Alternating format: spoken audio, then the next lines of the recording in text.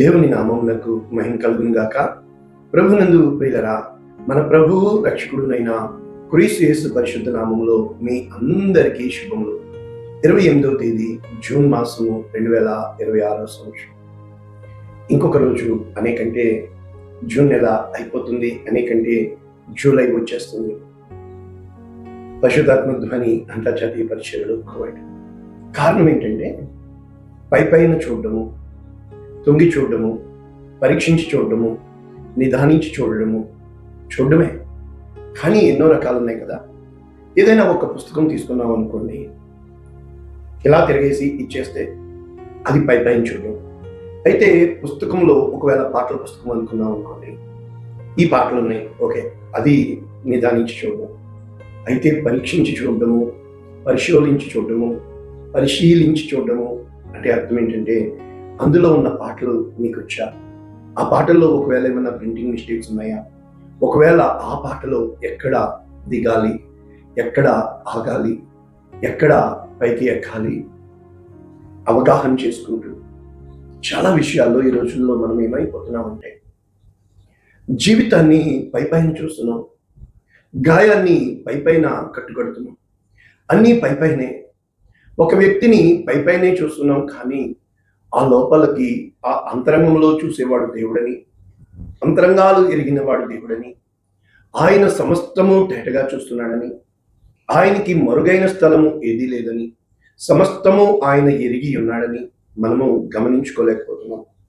ఈ రోజున మన జీవితాల్లో, మన స్థితిగతుల్లో అనేక విషయాల్లో మనము కృంగిపోయిన వారంగా ఉండడానికి గల కారణం ఏంటంటే, ఒకటి, మనము వెళుతున్న పరిస్థితులు; 2, మనల్ని వెంటాడుతున్న దరిద్రము; 3, మనము నిలబడలేని స్థితి. దానివల్ల కృంగిపోతున్నాం. ఎంతగా కృంగిపోతున్నామంటే బ్రతుకు బాటలో పోరాటమే మిగిలిపోయింది. ఆరాటమే పడుతున్నాం, కానీ ఎన్నటికీ ఈ పోరాటము ఆగుతుందో తెలియక బతుకుతూ వెళ్ళిపోతున్నాము, భారమైపోతుంది. కాబట్టి ఎంతగా కుమిలిపోతున్నామంటే ఒకటి మర్చిపోతున్నాం, నారేసిన వాడే నీరు పోస్తాడని, ఆయన కట్టేవాడే కానీ కూలగొట్టేవాడు కాదని, సమస్తము ఆయనకు తేటగా ఉందని తెలిసిన ప్రార్థన అంటున్నాము, కానీ మన స్థితి ఆయనకు చూపిస్తున్నాము, కానీ ఆయన మన స్థితిని ఎరిగిన దేవుడని, మన ప్రతి పరిస్థితికి చాలిన దేవుడని నమ్మలేకపోతున్నాం. కారణాలు చెప్పుకుంటూ వచ్చాను కదా. అయితే ఈ నమ్మకము దేని మీద పెడుతున్నాం? నేను ఇన్నాళ్ళు అనుకున్నాను నరుల మీద అంటే కాదండి, నీ కళ్ళకు కనబడుతున్న దాని మీదనే పెడుతున్నాం. అది పైన చూస్తున్నాం, పరీక్షించుకోలేకపోతున్నాం. రెండవది, హృదయాలు ఎరిగిన దేవుడు అంటున్నాం, కానీ ఆ హృదయము లోపల పెట్టిన దాన్ని బయటికి తీయాలి అంటే దేవుని చెంతకు చేరి, అంటే పాస్టర్ గారు ప్రార్థన చేస్తున్నాను, పాటలు నేర్చుకుంటున్నాను, ఉపవాసాలు ఉంటున్నాను అని ఎంతోమంది నాకు చెప్తున్నారు, కానీ ఎందుకు మాకు దేవుడు అన్యాయమే చేస్తున్నాడు, నన్ను ఎందుకు దేవుడు ఇలా నడిపిస్తున్నాడో నాకు అర్థం కాదు. ఇది కాదు, నీకు అర్థం కావటం లేదు. అర్థమైతే ఎలా ఉండవు నువ్వు? అదేంటండి నాకు వచ్చేస్తా, నేనెవరు చెప్పారండి డబ్బు ఇచ్చేస్తారండి? కాదండి. మొట్టమొదట ఈ కట్టడంలో, అంటే ఒక బిల్డింగ్ తయారవ్వాలి అంటే ఆయన నిన్ను కట్టడానికి ప్రయత్నం చేస్తున్నాడు తప్ప నిన్ను నాశనం చేయడానికి ప్రయత్నం చేయడు. ఆయన నీకు మేలు చేయడానికే ప్రయత్నం చేస్తాడు తప్ప కీడు చేయడానికి ప్రయత్నం చేయడు. ఆయన నీకు సమస్తము ఇవ్వడానికే ఇష్టపడతాడు తప్ప నీ దగ్గర నుంచి తీసేయడానికి ఆయన ఈ రోజు ఇష్టపడడు, కష్టపడతాడు. కానీ నీవు గ్రహించాలని, నీవు కట్టబడాలి. అయితే ఈ లోకంలో కాదు, దేవుని పరలోక రాజ్యంలో నీ కోసము ఆయన స్థలం సిద్ధపరుస్తున్నాడు, నీ కోసము గొప్ప కార్యాలు చేస్తున్నాడు, నీ కోసము మహిమ కార్యాలు చేస్తున్నాడు, ఆయన సమస్తము చక్కబెడుతున్నాడు. ఈరోజు అటువంటి వాగ్దానము చాలా లోతుగా నేర్చుకున్నాము. ఆయన మిమ్మును కట్టుటకే మాకు అధికారం ఇచ్చెను. ఆయన మిమ్మును కట్టుటకే మాకు అధికారం ఇచ్చెను. అధికారం ఇస్తాడు దేవుడు కట్టడానికి. చాలా మంది ఈ కట్టేటప్పుడు నన్ను ఒక మాట చెప్పనియండి. ఈ వాక్యము కొరింథీయులకు రాసిన 2వ పత్రిక 10వ అధ్యాయము 8వ వచనంలో ఉంది. నన్ను అడుగుతారు, పాస్టర్ గారు నన్ను ఏం చేయమంటారు? నేను ఎప్పుడు నీవు దేని ద్వారా కట్టబడతావో అదే చెప్తాను. 3 పాయింట్లు. మొట్టమొదట, మనిషి కూలిపోవడానికి కారణము నరుని కంటి దృష్టి, నరుని నోటి మాట. అదేంటండి, మీరు దిష్టి ఉందని చెప్తారా? ఆ దిష్టి తగులుతుందా? అవునండి. కారణం ఏంటంటే, నీ పక్కనున్న వాడే నిన్ను చూసి ఓర్చుకోలేడు, అసూయ పడతాడు. ఆ అసూయ అన్నది వాడిది కాదు, ఎందుకంటే నువ్వు బాగుపడుతున్నావు అంటే మేలు సహించి కాదండి. ఇది లోకతత్వము.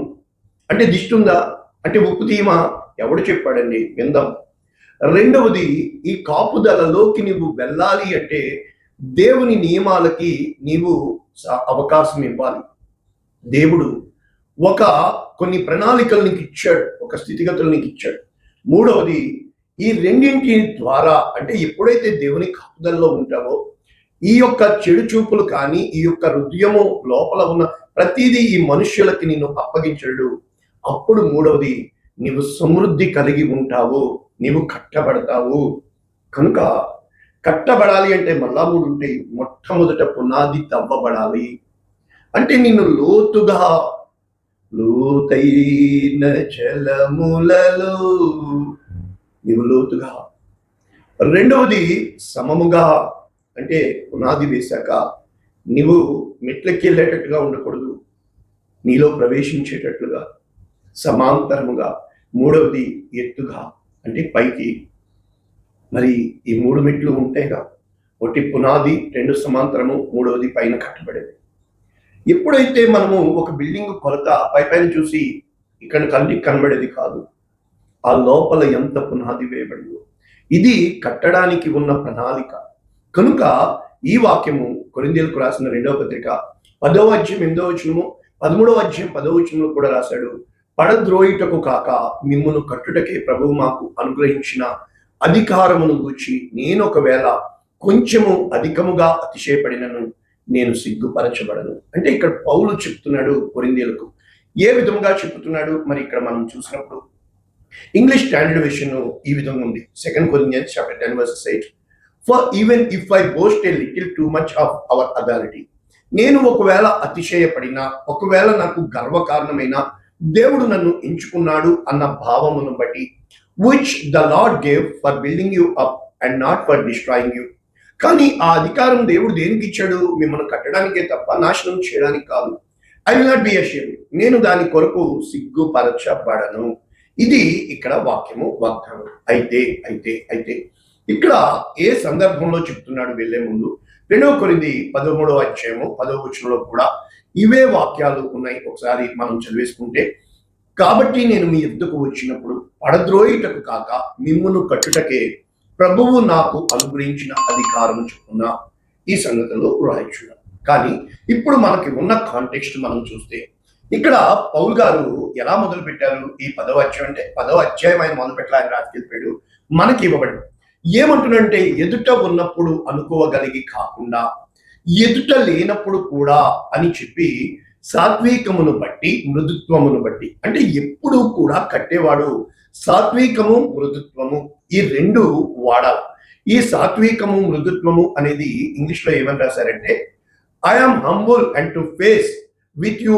అంటే ఏం రాయడానికి ప్రయత్నం చేస్తున్నాడు ఇక్కడ?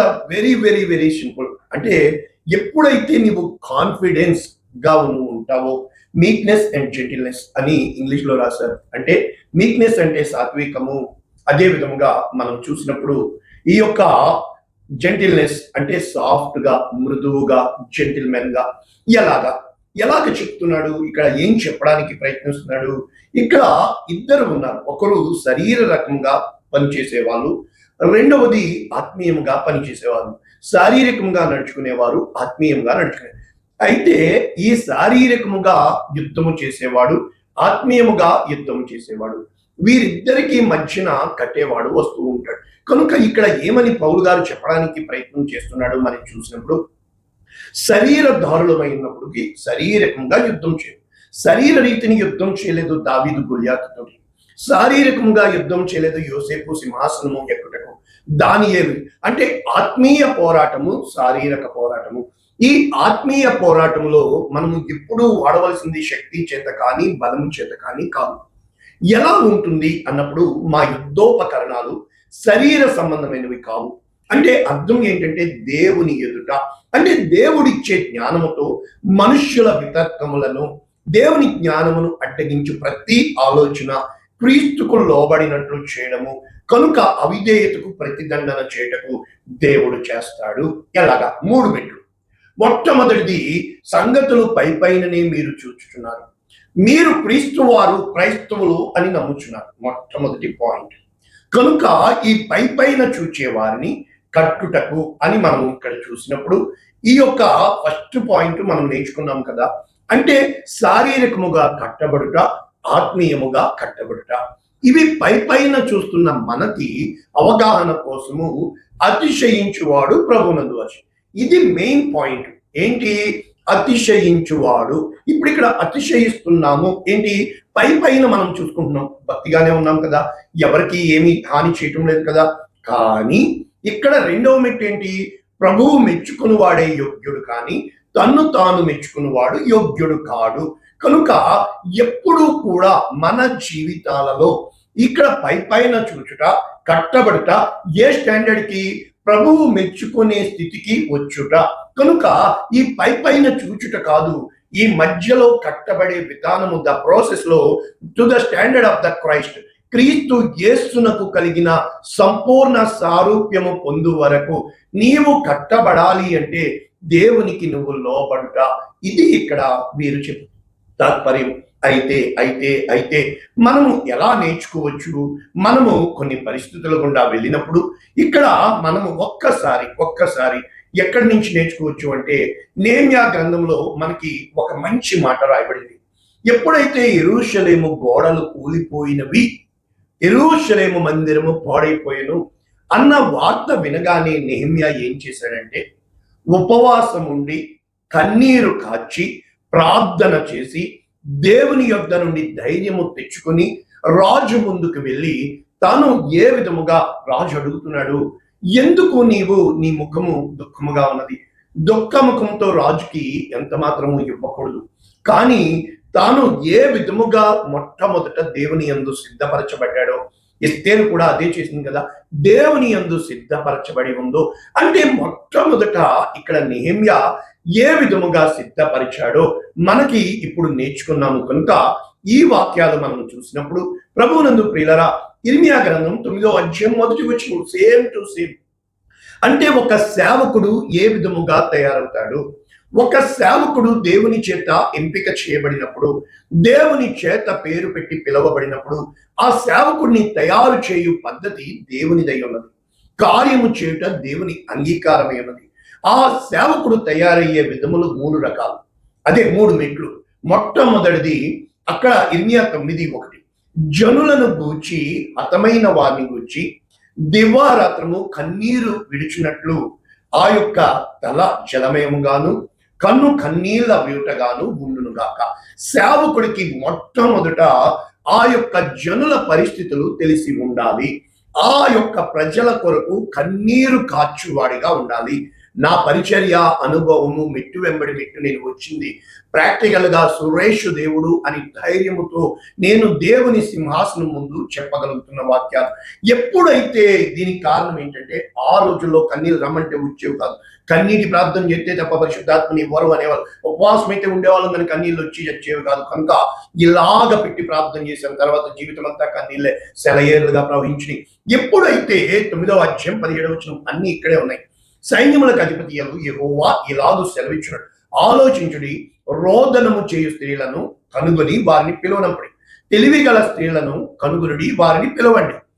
వీళ్ళు ఏం చేయాలి? ఇది నా పరిచర్య, నాకు ఇవ్వబడింది, నేను నా ప్రజలను తీసుకుని వస్తున్నాను. మన కన్నులు కన్నీళ్లు విడిచినట్లుగా, మన కనురెప్పల నుండి నీళ్లు ఒలుకున్నట్లుగా వారు త్వరపడి మనకు రోదన ధ్వని చేయవలెను. కనుక సియోను రోదన ధ్వని అంటే మనము పడగొట్టబడ్డాము కనుక, విడిచిపెట్టబడ్డాము కనుక, నివాసములు కోల్పోయాము కనుక ఏం చేయాలి? రోదనము నేర్పాలి, అంగలార్పు విద్య చేయాలి ఒకరికొకరు ఈ విధముగా. ఎందుకంటే మరణము ప్రవేశించి ఉన్నది కనుక. ఎప్పుడైతే ఈ విధముగా మనము సిద్ధపడతామో, ఇప్పుడు దేవుడు చెప్తున్నాడు ఇర్మియా గ్రంథము 9వ అధ్యాయం 23వ వచనం, అతిశయించువాడు అంటే దేన్ని బట్టి అతిశయించాలి, దేన్ని బట్టి దేవుని ముందుకు వెళ్ళాలి అంటే జ్ఞాని జ్ఞానమును బట్టి కాదు, అంటే ఒక జ్ఞాని జ్ఞానం పొందుకున్న దాన్ని బట్టి కాదు, శూరుడు శౌర్యమును బట్టి కాదు. ఈ మధ్య ఈ యొక్క ఏదేదో చూపిస్తున్నారు కదా, ఇలా కండలు తిరిగి ఉండడము, చేతాచి అని, ఇవన్నీ కూడా మనము చూచుటకు ప్రజల్లో ఇది కాదండి, నీ హృదయములో నీ అంతరంగములో. కనుక శూరుడు శౌర్యమును బట్టి కాదు, ఐశ్వర్యవంతుడు ఐశ్వర్యమును బట్టి కాదు. వీళ్ళు ఏమి నేర్చుకోవాలి? అతిశయించువాడు దేనిని బట్టి అతిశయించువాడు. దేనిని బట్టి వీరు ధైర్యం తెచ్చుకోవాలి? భూమి మీద కృప చూపుచు నీతి న్యాయములు జరిగించుచున్న దేవుడు అని గ్రహించి ఆయనను పరిశీలనగా, చూసారా, పైన కాదు, తిప్పేసి వచ్చేసింది అని నిదానించి కాదు, పరిశీలించి అట్టి వాటి యందు దేవుడు ఆనందించుచున్నాడు. కనుక ఎప్పుడైతే ఆ విధముగా ఆనందించగలుగుతున్నాడు దేవుడు, ఇవన్నీ ఎక్కడ జరిగేవి? హృదయములో, అంతరంగంలో. కనుక ఇప్పుడు శారీరకము ఎవరు, అంతరంగము ఎవరు? శారీరక కార్యాలేంటి, ఆత్మ ఫలాలేంటి? ఇర్మియా గ్రంథం 17:5 ఇలాగు సెలవిచ్చినాడు, నరులను ఆశ్రయించి శరీరులను ఆధారముగా చేసుకొనుచు హృదయమును యెహోవా మీద నుండి తొలగించువాడు శాపగ్రస్తుడు. కనుక ఇతను శాపగ్రస్తుడు. ఇతన్ని దేనితో పోలుస్తున్నారు? ఎడారిలోని అరూహ వృక్షము వలె, మేలు వచ్చినప్పుడు కనబడదు కనుక కాలిన ఏలయందు చవిటి భూమి యందు ఉంది. కానీ ఇప్పుడు ఇక్కడ ఎవరు? యెహోవాను నమ్ముకుని వాడు ధన్యుడు, యెహోవా వానికి ఆశ్రయముగా ఉండును. ఇతను ఎలా ఉంటాడు? జలముల యొద్ద నాటబడిన చెట్టు వలె ఉంటాడు. కాలువల వారను వేళ్ళు తన్నుతాయి, వెట్ట కలిగినను భయపడదు, ఆకు పచ్చగా ఉంటుంది, వర్షము లేని సంవత్సరమున చింత వందదు, కాపు మానదు. అంటే ఇవి రెండు దేనికి బేస్ అయి ఉన్నాయి? ఇటు ఇది సెంటర్ పాయింట్, ఇటు కాలర్ బోన్. ఈ కాలర్ బోన్ ని బట్టి ఇవి రెండు మ్యాచ్ అయి ఉంటాయి. అంటే ఇప్పుడు ఈ రెండింటి మీద కాడి మోపుట. ఈ మధ్య మా పిల్లవాడికి ఈ కాలర్ బోన్ ఇక్కడ విరిగిపోయింది, కుమిలిపోయాం. అంటే ఇక్కడ కాడి ఎందుకు మోపుతున్నారు? ఈ యొక్క కాడి భుజముల మీద మోసే ఈ కాడి, నీ కాడి నా మీద మోపి నా యొద్ద నేర్చుకునుడి. అంటే ఇక్కడ ఏం చెప్పడానికి ప్రయత్నం చేస్తున్నాడు? హృదయము అన్నింటికంటే ఘోరమైనది, అది ఘోరమైన వ్యాధి కలది. కనుక నీవు నీ హృదయాన్ని గమనించుకోవడానికి ప్రయత్నం చేయాలి. కనుక ఈ హృదయము దేని మీద ఆధారపడి ఉంటుంది? ప్రవర్తన. నీ ప్రవర్తన అంటే మనుషులతో మాట్లాడే విధము, మనుషులతో నీవు నడిచే విధానం. అంటే ఎప్పుడైతే నీ నడవడిక ఇక్కడ ఆధారపడి ఉంది కనుక ఆ యొక్క ప్రవర్తనను బట్టి క్రియల చొప్పున ప్రతిఫలము ఇచ్చుట, ప్రతీకారము చేయుట, హృదయములను అంతరంగములను పరిశోధించుచున్న దేవుడను నేనే. కాబట్టి ఇక్కడ ఏమంటున్నాడు? 3 రకాలు. 1 వినకపోయిరి, 2 చెవిని పెట్టకపోయిరి. కాబట్టి ఆ యొక్క చెప్పబడుతుంది వినలేదు కనుక మొండితనమునకు వారు వెళ్ళిపోయారు. ఎప్పుడైతే ఈ మొండితనానికి మనం వెళ్ళిపోతామో ఇంకా మన ద్వారా ఏ కార్యాలు కూడా జరగవు. ఎప్పుడైతే మనలో జరగలేదో ఇక్కడ మనల్ని తిరిగి కట్టుటకు దేవుడు ఇస్తున్న ప్యాటర్న్ ఏంటంటే ఎఫ్ఎస్సి అంటే ఇక్కడ మనం చెప్పాం కదా, నిన్న నేర్చుకుని ఉన్నాం, పరిశుద్ధులు సంపూర్ణులగుటకు, మనల్ని తిరిగి దేవునిలో కట్టబడుటకు దేవుడు మినిస్ట్రీ పరిచర్యని ఇస్తాడు. ఆయన పేరు పెట్టి తన మందిరానికి పిలుచుకుంటాడు. మందిరంలో 5-fold మినిస్ట్రీ నేను నేర్పించాను కదా, అపోస్తలులు, ప్రవక్తలు, సువార్తికులు, కాపరులు, ఉపదేశకులు. అయితే ఇంగ్లీష్లో ఏమని ఉంది అని అంటే ఎఫ్ఎస్సి 4:12 మనం చూసినప్పుడు ఇక్కడ స్పష్టంగా చాలా చక్కగా, అంటే దేవుని యొక్క వాక్యము చాలాసార్లు ఈ ఇంగ్లీష్లో ఎందుకు చూపిస్తున్నానో ఇక్కడ కూడా మీకు అర్థమైపోతుంది. చాలా విషయాల్లో మనము తొందరపడడానికి గల కారణం ఏంటంటే ఒకవైపే వింటున్నాం కానీ రెండో వైపు వెళ్ళలేకపోతున్నాం. టు ఎక్విప్ అంటే వారిని ఎక్విప్మెంట్ అంటే సమస్తము ఆర్డర్లో పెట్టుట, సమకూర్చుట, సిద్ధపరచుట. టు ఎక్విప్ ద సెయింట్స్ అంటే పరిశుద్ధులను for the work of ministry దేవుని పరిచర్య కొరకు, మరియు and to build up the body of Christ క్రీస్తు సంఘాన్ని, బాడీ ఆఫ్ క్రైస్ట్ క్రీస్తు శరీరాన్ని కట్టుటకు. కనుక ఇదండి కట్టుటకు నాటుటకు. అమ్మయ్య. కనుక ఇక్కడ ఏమైంది? ఏం అధికారం ఇర్మియాకి ఇచ్చాడు? ఇర్మియా 1:10 ఏమేమిచ్చాడు? పెళ్లగించుటకు, విరగగొట్టుటకు, నశింపచేయుటకు, పడద్రోయుటకు 4 అధికారాలు. అయితే కట్టుటకు నాటుటకు నేను ఈ దినమున జనముల మీద రాజ్యముల మీద నిన్ను నియమించి ఉన్నాను. ఎలాగా?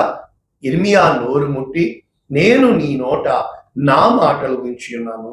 కనుక ఎప్పుడైతే దేవుని మాటలకు లోబడి బండ మీద కట్టబడిన ఇల్లు, దేవుని మాటలకు లోబడకుండా ఇసుక మీద కట్టబడిన ఇల్లు. అయితే ఎప్పుడైతే బండ మీద కట్టబడతామో తుఫానులు కురుస్తాయి.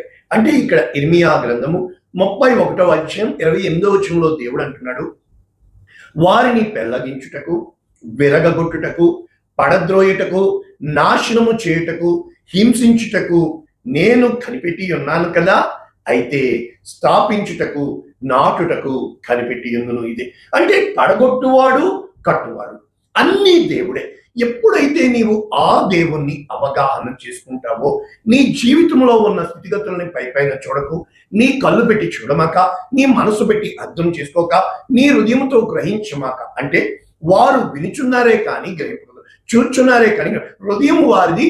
కనుక ఎప్పుడైతే నీవు నేను ఆ విధముగా సిద్ధపడతామో, ఇక్కడ దేవుని యొక్క వాక్యము మరి ఎలా గుర్తించుకోవచ్చు? నెహెమ్యా కోసం చదివాం కదా. ఎప్పుడైతే ఈ నెహెమ్యా కట్టాలని బయలుదేరి వెళ్ళాడో, అక్కడ 2వ అధ్యాయము నెహెమ్యా గ్రంథం 17వ వచనం, వారిని సమకూర్చి మనకు కలిగిన శ్రమ మీకు తెలిసినది. మోషే అహరోనులు సమకూర్చారు కదా. యెరూషలేము ఎట్లు పాడైపోయినో, దాని గుమ్మములు అగ్ని చేత ఎట్లు కాల్చబడినో మీరు చూచి ఉన్నారు. మనము ఇక మీదట నింద రాకుండా యెరూషలేము యొక్క ప్రాకారములను మరలా కట్టుటము రండి అని ఎప్పుడైతే చెప్పారో, దేవుని కరుణాహస్తము సహాయము చేయడానికి, అంటే God is the partaker with them. దేవుడు వారితో సహకారి అయి ఉండెను కనుక, రాజు సెలవిచ్చి ఉన్నాడు కనుక రాజుల హృదయాలు దేవుడు కరిగిస్తాడు అని ఈ రోజుల్లో సైతము సురేష్ దేవుడుగా నేను చెప్తున్నాను. దేవుడు పెట్టిన చోట నువ్వు ఉండాలా, దేవునిలో ఎదగాలా, దేవుని కొరకు కనిపెట్టాలా. ఆయన తెలిసే వరకు నువ్వు తొందరపడకూడదు. కనుక ఎప్పుడైతే తెలియపరిచి ఉన్నాడో అందరూ ముందుకు వచ్చి మనము కట్టుటకు పూనుకుందాము రండని ఈ మంచి కార్యము చేయుటకై బలము తెచ్చుకొనిది. ఎప్పుడైతే వారు బలం తెచ్చుకున్నారో ఖచ్చితంగా దుష్టుడు ఉంటాడు. నెహెమ్యా గ్రంథం మీరు చదవగలుగుతారు. ఎన్నో ఆటంకములు, ఎన్నో అభ్యంతరములు వస్తాయి. ఆకాశమందు నివాసి అయిన దేవుడు ఆయనే మన ప్రయత్నమును సఫలము చేయను కనుక మనము ఆయన దాసులము కనుక కట్టుటకు పూనుకొనుచున్నాము. కాబట్టి ఎప్పుడైతే నీవు కట్టుటకు పూనుకుంటావో ఎన్నో ఆటంకములు రావచ్చు, కానీ దావీదు చెప్పుతున్నాడు, మందిరము కట్టడానికి సిద్ధపడ్డాడు, కానీ దేవుడు నీవు కట్టకూడదు, నీ కుమారుడు కడతాడు. అనగా బలిపీఠము అబ్రహాము కట్టాడు, కుమారుడిని బలి ఇస్తున్నాడు. దేవుడు మందిరాన్ని కట్టాడు. ఇక్కడ బలిపీఠము దావీదు కట్టాడు, అక్కడ ఇస్సాకు, ఇక్కడ సొలొమోను, యెదిద్యా. దేవుడు మందిరాన్ని కట్టిస్తాడు. అంటే మనల్ని పునాదిగా వాడతాడు. దేవుడు కట్టబో మందిరము దాని కీర్తిని బట్టి, అందమును బట్టి సకల దేశములో ప్రసిద్ధి చెందినదై అది చాలా ఘనమైనదై ఉండవలను. కనుక ఎప్పుడైతే మనము ఈ తాత్పర్యంతో మన యుద్ధకు వచ్చి వారిని దేవుని ముఖమును లక్ష్యపెట్టి, దేవుని యందు నిరీక్షణ ఇచ్చి, దేవుని యందలి విశ్వాసముతో మనము కట్టుటకు పూనుకుంటామో, అది కేవలము దేవుని మహిమ కొరకు కట్టాలి తప్ప, you should shine for the God, not for your yourself రోజున నీవు మహిమ పొందటానికి కాకుండా దేవునికి ఆ మహిమను ఇచ్చుటట్లు మనము ఎప్పుడైతే సిద్ధపరచబడతామో ఆ రోజున అటువంటి కార్యాలు దేవుడు చేయుటకు సామర్థ్యం కలిగిన దేవుడై ఉన్నాడు. అటువంటి కృప ఇదండి. నిజంగా పాస్టర్ని ఎలా చూస్తామంటే నచ్చినట్లు చెప్పాలి. ఎందుకు చెప్తాం? దేవుడు పేరు పెట్టి పిలిచాడు కనుక పదవులు ఇచ్చేయాలా, పాటల్లో నిలబెట్టేయాలి. ఎందుకు నిలబెడతాను? ఆయన చెప్పితే సమస్తము చేస్తాను. కానీ ఏ రోజునైతే నువ్వు మనుషుల్లో కట్టబడుతున్నావా, దేవుని చేత పట్టబడ్డావా? మనుషుల్లో కట్టబడితే నీకు శ్రమ, దేవుని చేత పట్టబడినా కూడా శ్రమ. కానీ కొంతకాలమే దేవుడు నిన్ను మహిమ మందిరముగా బిడ్డలకు ప్రయోజనకరముగా బిడ్డల బిడ్డల బిడ్డలకు ఆశీర్వాదంగా దేవుడు మారుస్తాడు. అటువంటి కృప దేవుడు అనుగ్రహించిన గాక ప్రార్థన చేస్తున్నాం. పరిశుద్ధుడా, ప్రేమ కలిగిన తండ్రి, విత్తబడిన ఈ వాక్యము అనేక మందికి ఆశీర్వాదంగా, అనేక మందికి దీవెనకరంగా, రక్షణకు మూలంగా చేయమని యేసు నామమున దీవిస్తున్నాము తండ్రి. ఆమేన్. God bless you all. మా ఈ వాక్యం అన్న పంపించండి, అక్కడ కామెంట్ రాయండి, లైక్ కొట్టండి. ఎందుకంటే ఇది సిస్టము. మనం ఇంత మంచి వాక్యాలు నేర్పిస్తున్నాము, వాక్యంగానే నేర్పిస్తున్నాము. దేవుడు మిమ్మల్ని దీవించుగాక. ఆమేన్.